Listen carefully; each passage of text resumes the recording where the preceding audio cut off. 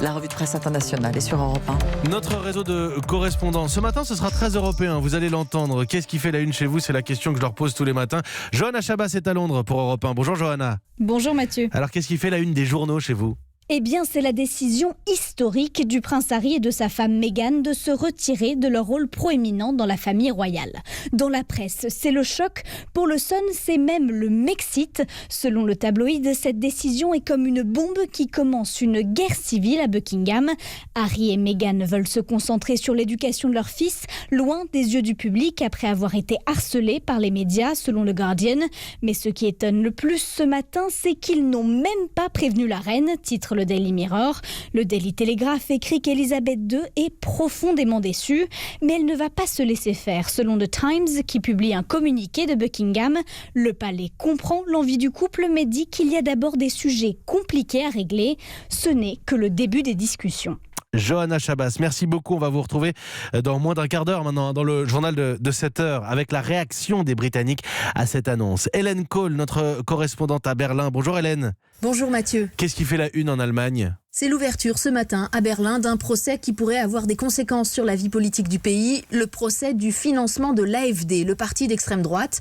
Depuis hier, on sait que le président du parti lui-même viendra à la barre, c'était un certain, rappelle la presse, mais il tient à s'expliquer en personne sur les dons financiers douteux qu'il a reçus en 2016 et 2017 via des hommes de paille à l'étranger et une société écran en Suisse. Et il n'est pas le seul à avoir profité de ce genre de soutien occulte en période électorale. Le Spiegel, qui a révélé l'affaire, parle d'un système entier de financement illégal.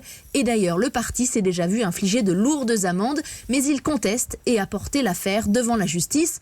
Pour l'hebdomadaire Die Zeit, cela va surtout être l'occasion enfin d'un grand déballage sur les mystérieux soutiens étrangers de l'AfD. Hélène Cole à Berlin, nous partons pour Bruxelles à présent avec Isabelle Horry. Bonjour Isabelle. Bonjour Mathieu. De quoi est-ce qu'on parle en Belgique ? Eh bien, on parle des tueurs du Brabant, une grande affaire criminelle qui hante la Belgique depuis des décennies.